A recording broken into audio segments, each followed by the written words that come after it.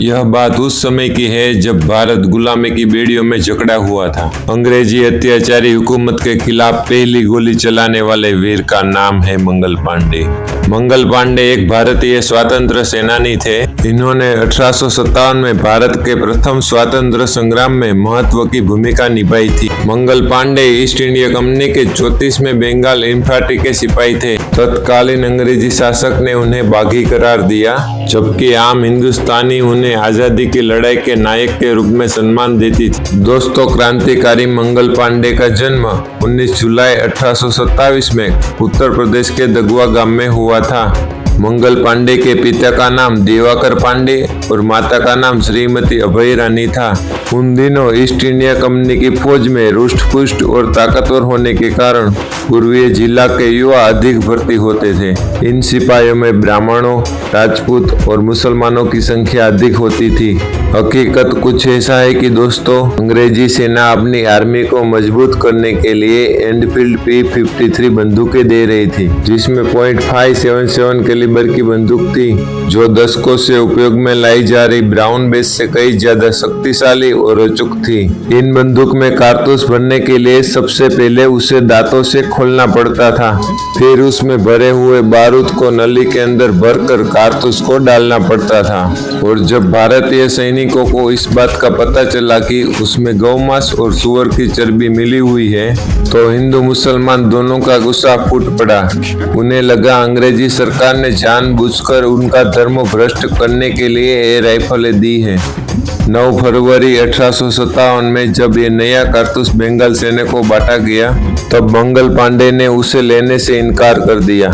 British सेना का विरोध और भारतीय सैनिकों को भड़काने के परिणाम स्वरूप मंगल पांडे का हथियार छीन लिया गया और वर्दी उतारने का हुक्म हुआ। मंगल पांडे अपने तंबू में बंदूक साफ कर रहे थे, तभी उन्हें भारी मात्रा में अंग्रेजी सैनिकों की आने की खबर मिली।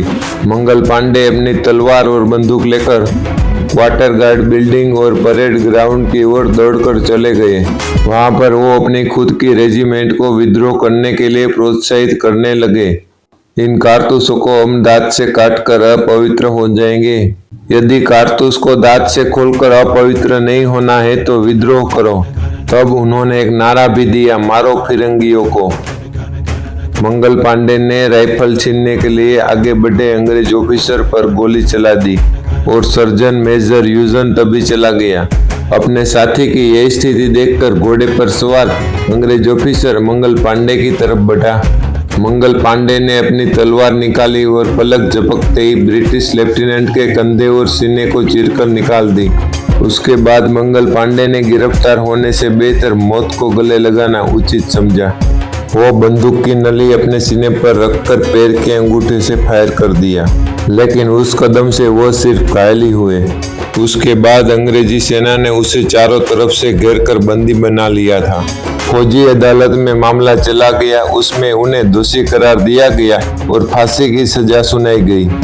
इसमें ध्यान देने वाली बात यह है कि दोस्तों, मंगल पांडे की लोकप्रियता गिरफ्तारी के बाद बढ़ती जा रही थी।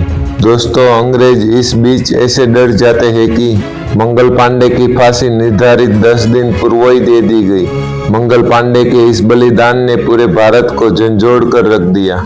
मंगल पांडे के बलिदान के बाद अंग्रेजों के खिलाफ जगह जगह बगावत के तेवर दिखने लगे। मंगल पांडे की मृत्यु की करीब 1 महीने बाद मेरठ की छावनी में बगावत हो गई, जो देखते देखते देश के एक बड़े हिस्से में फैल गई। दोस्तों, यह कहा जा सकता है कि 1857 की क्रांति की नींव मंगल पांडे के बगावत के समय ही रख गई थी, जिसका परिणाम हमें 15 अगस्त 1947 को मिला, जब हमारा प्रिय देश स्वतंत्र हो गया। मंगल पांडे जैसे वीर और स्वतंत्र सेनानी को हमारा सत सत प्रणाम। दोस्तों, वीडियो अगर अच्छा लगा तो लाइक कीजिए और चैनल को सब्सक्राइब कीजिए।